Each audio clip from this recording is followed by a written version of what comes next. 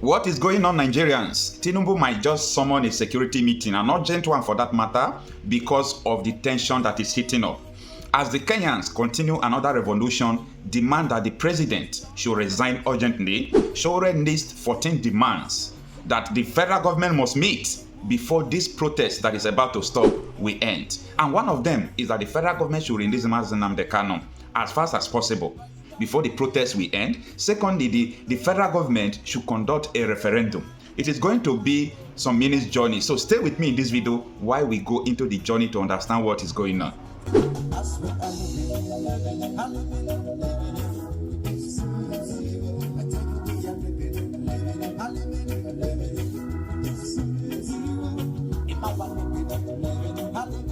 Yeah, a lot of people, including me myself, have been asking some questions like, now people are preparing for protest. What is the demand?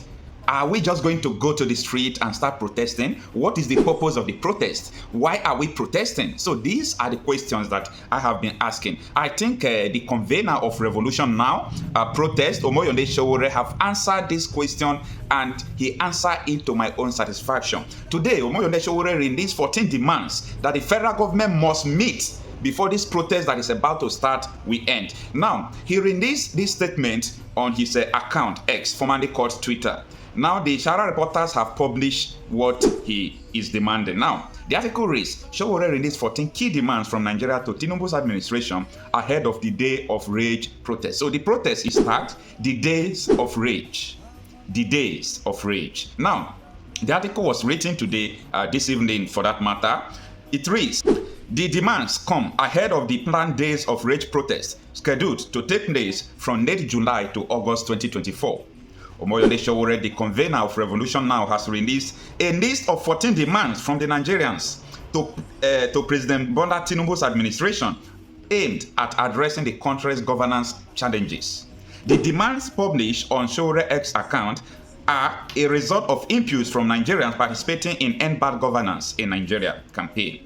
The demands come ahead of the planned Days of Rage protest scheduled to take place from the late July to August 2024. He said, so far, these are the commonest but fundamental demands from those who have responded to pursuing a general set of demands to end bad governance in Nigeria for the Days of Rage revolt scheduled for the end of July until August 2024. According to Sowore, the 14 demands are: number 1, scrap the 1999 constitution and replace it with a people-made constitution for the Federal Republic of Nigeria through a sovereign national conference to be immediately followed by a national referendum. I want you to understand this key point. And this is the key point that a lot of people have been demanding. It says, scrap the 1999 constitution and replace it with a people-made constitution for the Federal Republic of Nigeria through a sovereign national conference to be immediately followed by a national referendum. I told people that there is no way we will run for this. These are the demands of Nnamdi Kanu right from time. And here we are. So this is the first demand the federal government will meet before this protest will end. Now, number 2, toss the Senate arm of the Nigerian legislative system, keep the House of Representatives, and make lawmaking a part-time endeavor. In other words, he said the Senate must be scrapped. The National Assembly alone, the House of Representatives, should be kept. And the legislative activity should be made part-time, so it's no longer full-time, where people will take it as their full-time job. Number 3, pay Nigerian workers a minimum wage of nothing less than 250,000 monthly. This goes to labor, and this is why labor should make this protest their priority. That they should pay the workers 250,000 monthly. Remind you, these are what they are demanding. Without these things, this protest is not going to end. Number 4, invest heavily in education and give Nigerian students grants, not loans. Aggressively pursue free and compulsory education for children across Nigeria. This is going to settle out-of-school children and marginals and so on and so forth. Number 5, I think that is one of the lovely ones I love there. Release Nnamdi Kanu unconditionally and demilitarize the Southeast. So number 5 is the federal government should immediately remove the military from the Southeast and release Nnamdi Kanu. That is the number 5th. Number 6, nationalize publicly owned enterprise sold to government officials and cronies. In other words, the government properties that they sold to politicians. So many politicians bought government properties in the name of privatization. So part of the demand, number 6, is that the federal government should take all those companies back because it was acquired in a fraudulent means. Number 7, reinstate a corruption-free subsidy regime to reduce hunger, starvation, and a multidimensional poverty. So Sowore is demanding that the federal government should bring back subsidy and make sure that it is not a corrupt one, to make sure that the fuel price, everything will reduce, so that the poor masses will not suffer for it. Number 8, probe past and present Nigerian leaders who have looted the treasury, recover their notes, and deposit it in a special account to fund education, healthcare, and infrastructure.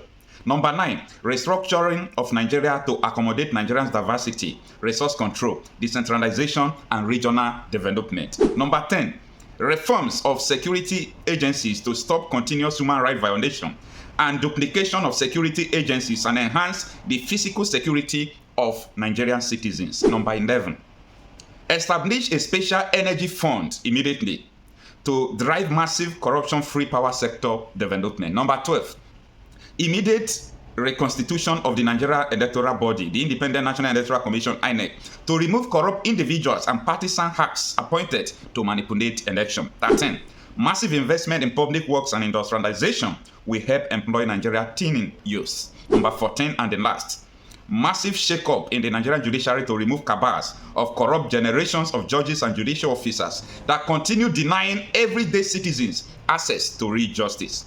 Sowore has declared the days of rage protest to coincide with the 5th anniversary of the 2019 Revolution Now demonstration. He is urging nationwide mobilization and calling for people to join the movement. Here we go. The time is now for Nigeria particularly to rise to the occasion. 1 in every 5 black men in the world is Nigeria. Don't let us down. Is it not the truth that in this country they took away the government of Nnamdi Kanu and Abubakar Tafawa Balewa in 1967? The more things change, the more they remain the same. And if that is the case, we must ask ourselves uncomfortable questions, which will give us uncomfortable answers. Many times we don't want to ask those uncomfortable questions because we know the answers and we do not want to hear the answers.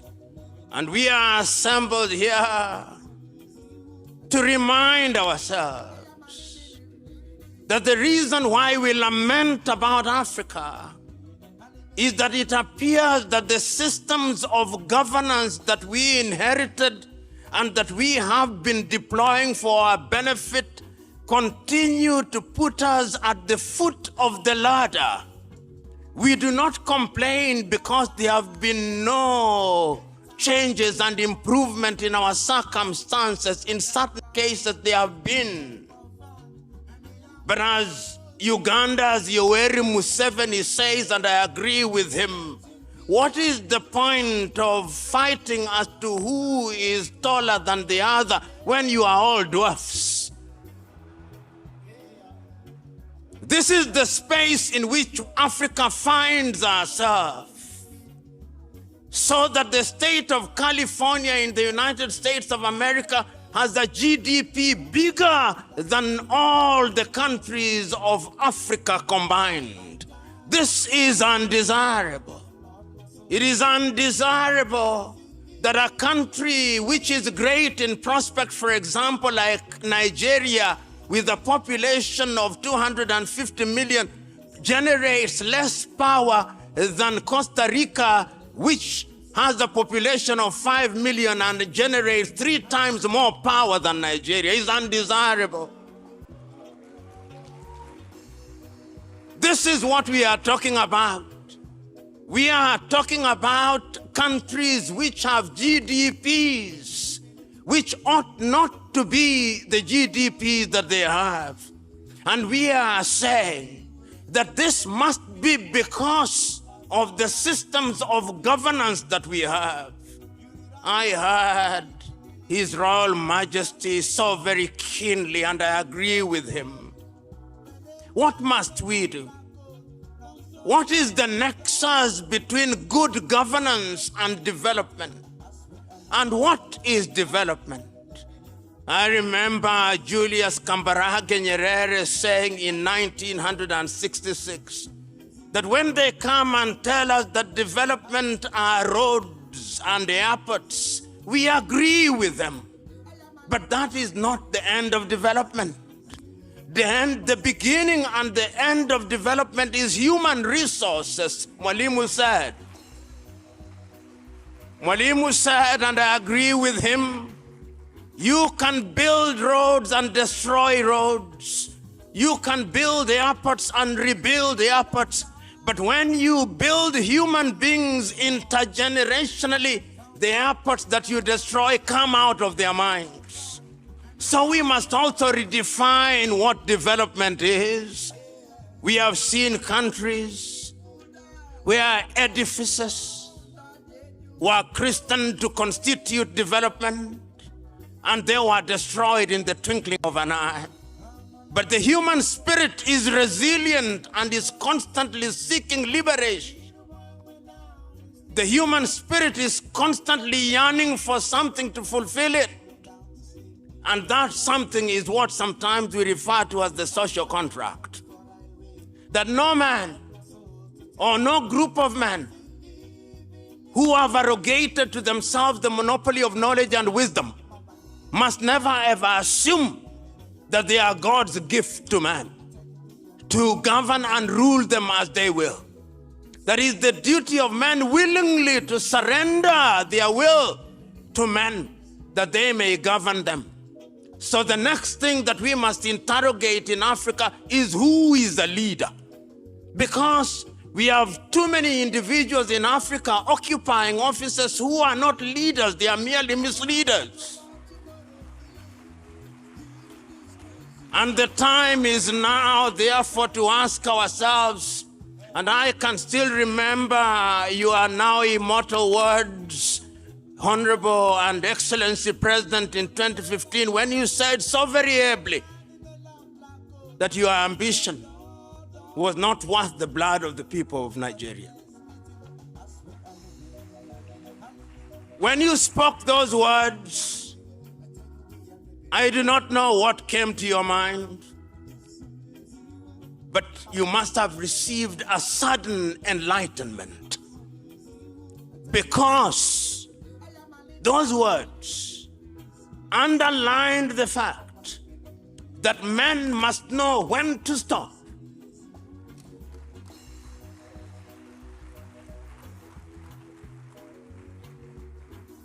and the appropriate time you stopped.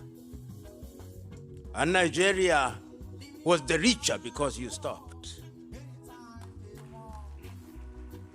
We live in a continent today where every election is a harbinger for chaos.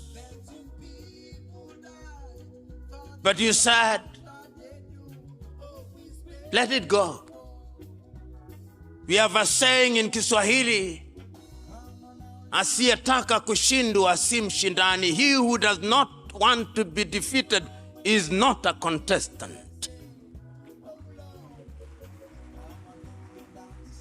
Today, when we talk about leadership, we are talking about people to recognize that it's not a cutthroat competition.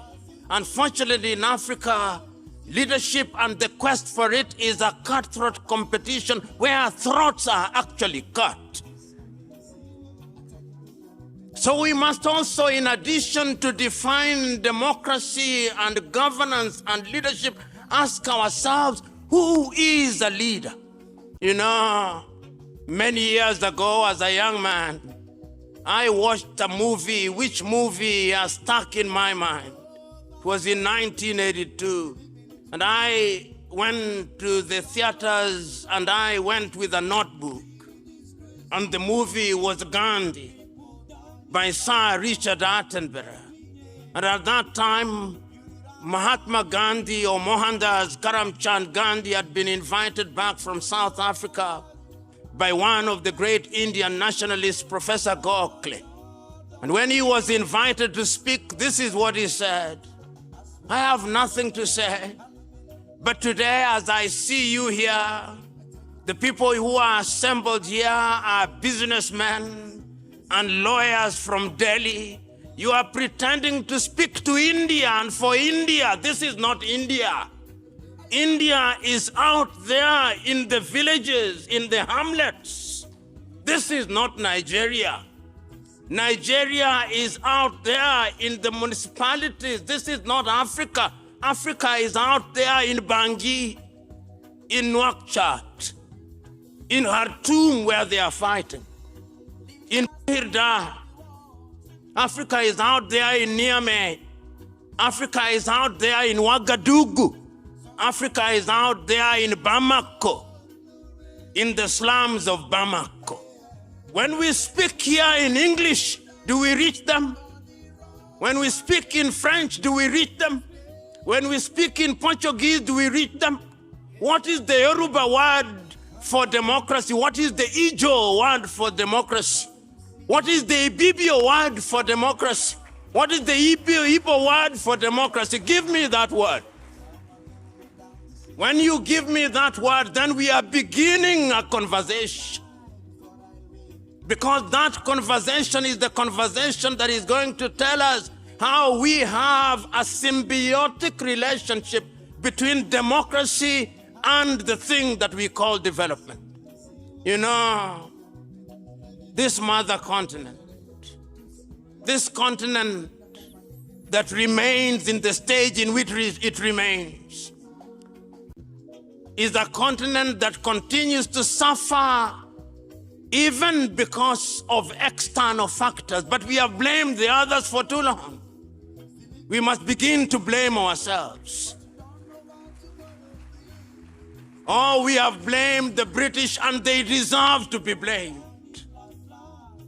When we belong to the Commonwealth and we call our ambassadors high commissioners, we deserve to blame them because our political true north appears to be the United Kingdom. That's where when we have our presidents and they want to contest elections in Africa, they go to Chatham so that their masters can listen to them and say, it's okay.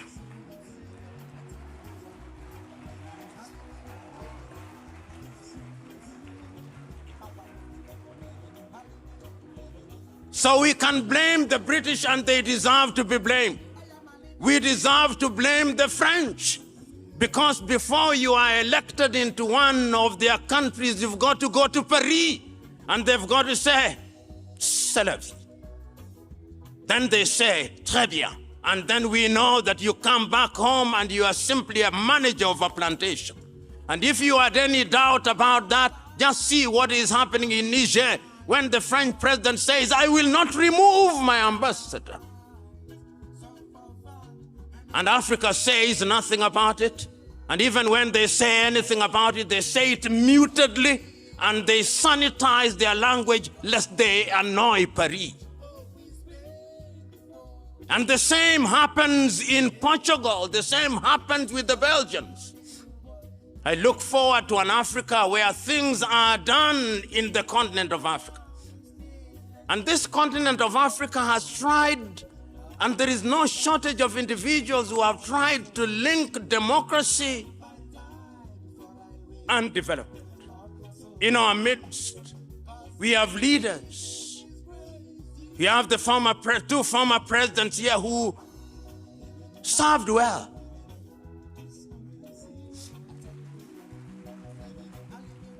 I've said this before. No matter how good a dancer you are, you must know when to leave the stage. There are too many dancers in Africa who think I'm the only dancer in town. And until God calls me, I'm not leaving the stage. Such dancers will be removed by men. And that is how I explain the coup d'etats that are coming here. In 1964, talking about the military interventions in civilian government, this is what Kwame Nkrumah said. The military have no business interfering with civilian governments. But if civilian governments misbehave, it may become necessary for a short period to disrupt their agenda so that they can midwife a new dispensation. It is in this context that we must understand the military interventions. But remember that true democracy requires and demands the eternal vigilance of the people, because Africa has also seen a situation where military leaders remove their uniform and adorn suits, and lo and behold, like Paul and Saul, they become civilians themselves. And therefore, it is important, even as we celebrate these military coups, to remind ourselves that they are merely midwives. And midwives are neither the father, nor the mother, nor the child. Their duty is to ensure that all the three are happy. And we, the population, must be eternally vigilant. And that is why, therefore, when we talk about democracy, we must ask ourselves, what are we doing wrong? And we must also ask the question, are coup d'etats only mounted by men and women in uniform? No. I've seen coups mounted by judiciaries in Africa. I've seen coups being mounted by the political class in Africa. When people engage in sophistry in interpreting constitution, those are also coup d'etats. And I would want us, therefore, as we talk about strengthening democracy, we must also talk about strengthening institutions. Whether it is in Kenya, whether it is in Zimbabwe, whether it is in Nigeria, whether it is in Ghana, we must have a culture of respecting institutions. Sometimes in Africa, we behave as if institutions work on their own motion. No. Institutions are as strong as the men and women who occupy them. If you have wrong men and wrong women in office, no matter how strong the institution you claim to be strong, it will not perform, because the history of nature is one: garbage in, garbage out. And if that is the case, therefore, we who are gathered here and talking about governance, this is serious business. What we are talking about here is serious business. I want you to look at Africa now with me. In Sudan, in Khartoum, because of bad governance and absence of democracy, no schooling going on in Khartoum. If you are a university professor, no university to lecture at. There is no agriculture going on there. There are no health services going on there in Khartoum. The things that they built, they are destroying. It will take generations to rebuild Sudan. We are talking about development. In the health sector, all the children that ought to have been vaccinated will not be vaccinated, which means that all the disease that we had conquered will come back again, so that the health burden will be that heavy. No food is being planted, so that we'll once again be importing rice and wheat from Ukraine, which is at war. Look at the Sahel now.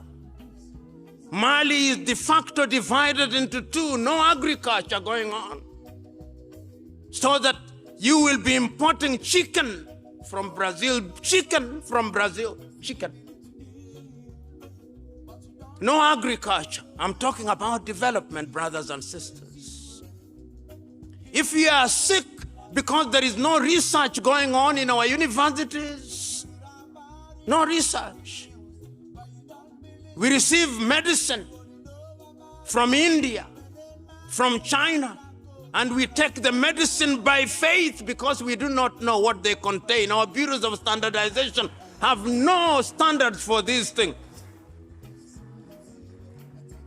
And if you doubt me, Only recently we had syrup imported from India. How many children did it kill in the Gambia?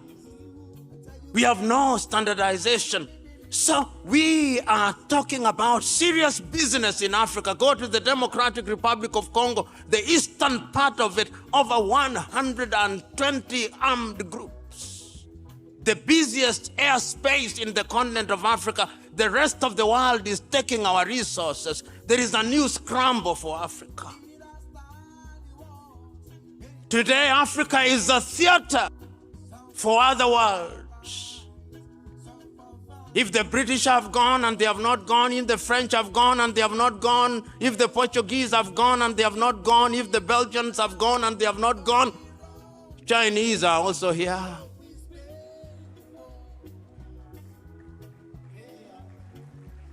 They are here. Building roads, building stadia. The Turks are here. The Qataris are here. The Russians are here. And yet Africans somehow believe that when we remove one slave master and we bring another slave master, then it's better. So we hear Africans praising Wagner in Russia. African intellectuals. I think the president of ECOWAS called them pseudo-intellectuals. An appropriate and heavy English word. The question, therefore, is what must we do? Because there is a neo-colonial project and there is a new scramble for Africa. And Africa is moving from pillar to post, passing declaration after declaration. Africans are good at passing declarations. The Lagos Plan of Action of 1980. To develop Africa, did we fulfill it? No. The Yamoussoukro Declaration on Free Airspace 1988, have we fulfilled it? No.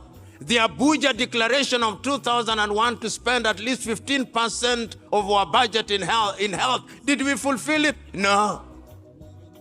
The Malabo Declaration on against terrorism and unconstitutional changes of government, have we fulfilled it? It is as if it was steroids to tell others now that they don't want it, let's have it. Malabo. The Maputo Declaration on the rights of women and all these, have we fulfilled them? The time is now that Africa should stop attending meetings. We should only have periodic meetings to ask ourselves, how effectively have we implemented the declaration that we made? Because we are talking about governance. Otherwise, Africa is being tossed from pillar to post. I'm still talking about democracy and development. And you know, Africa is tossed like yo-yo. Their leaders are invited to the G7. Once the photo is taken, then they go. Recently, we were invited to something called the G20, and then we celebrated, then we go. Then we are invited to the BRICS, then we celebrate, then we go. Then we'll be invited to the G77, then we go. We are in the business of being invited to meetings. Ladies and gentlemen, one can go on and on, but I want to pose a number of questions as I bring my submission to the close. This continent of Africa, this continent that is divided into 54 countries, is it not the time now that we must examine what constitutes democracy? Is there something in our traditional governance systems that we can take and help how we govern? Is there something like that? This is a question that I want us to consider. Is there a possibility that the elections we hold, that we do not understand, are the actual disruptors of our democracy in Africa? That we spend so much time in them, and that the only thing that lacks in African government is actually trust? Do we trust each other in Africa? I want to pose, where does Nigeria print her ballots? Is it in Nigeria? The answer is no. Does Kenya print her ballots in Kenya? No. Does Zimbabwe print her ballots in Zimbabwe? No. This is part of the problem. Trust. The third thing that we asked ourselves, do we prepare our leaders or young people to take over leadership in an environment that is understood by the population? Or we think that leadership is something that is God-given to us and must never surrender? The question is, can we learn from others? Can we learn from others and implement creatively? The fourth thing that we must ask ourselves, what can we do to create an environment where our resources are deployed in a manner that is understood by the society? These are the questions that I think ought to be alive in our minds. And I want to conclude with this. In 1997, the 6th day of March, the president of Tanzania, Mwalimu Kambarage Nyerere, was invited as a guest of honor on the occasion of the 40th anniversary of Ghana's independence, and this is what he said. He said, several years ago, Kwame Nkrumah told us to unite. We refused to unite. We did not want unity because we thought that unity would solve all our problems. No. But we knew that if we are united, then the world will begin to respect us. Because the world does not recognize our Tanzanianness or Ghanaianness or Nigerianness. The world only sees us as Africans. And the day we begin to make serious contributions in agriculture, in the science, in the arts, and in all other spheres of development, that is the day that the world will stop and begin to respect us. I commend to you, ladies and gentlemen, that we give meaning to those words of Kambarage Nyerere. He went on, that our generation had a divine duty to liberate the continent of Africa from the yoke of colonialism. In the process of doing so, we made many mistakes, but who among us is without error? You, the generation that now exists today, it is your duty to lift Africa from another pedestal. And you can only lift the continent by doing certain things that are required of you. It will be tiring, it will be painful, but of all the sins that we have committed, there is one mistake that we must never commit, the mistake of giving up. I'm urging you today, we must never give up. And I see Africa today, we have tried many things, Africa Agenda 2063, Africa Continental Free Trade Area. All these are efforts that are being made, and they can only happen in an environment where there is peace and tranquility. We promised ourselves that we would silence the guns in the year 2020. The guns are louder now. So as we are committing ourselves to this reality, I'm submitting to us that the continent of Africa has the ability. We have the human resource, which is the greatest of all resources. We have the natural resources, which can be harnessed through natural resources.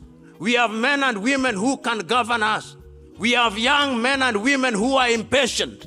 And if we are not very careful, this continent, which is great in prospect, will not realize our potential. The time is now. The time, therefore, is now. You leaders who are here, when you are seeking office, seek office that you may be servant leaders. The time is now. Those young men who are here who allow themselves to be used as cannon fodder by individuals who seek public office on the basis of ill-gotten wealth, the time is now to reject their money. The time is now for Africans, wherever they are, to remember that development will never come unless we have good governance. The time is now that African institutions must not receive instructions from institutions outside of the continent. The time is now that we Africans must exercise the ghost of low self-esteem. The time is now that we Africans must not think that we are only good when we receive a seal of approval from heads of states of other countries. The time is now for Nigeria particularly to rise to the occasion. 1 in every 5 black men in the world is Nigeria. Don't let us down. Rise up and lead the continent. God bless you.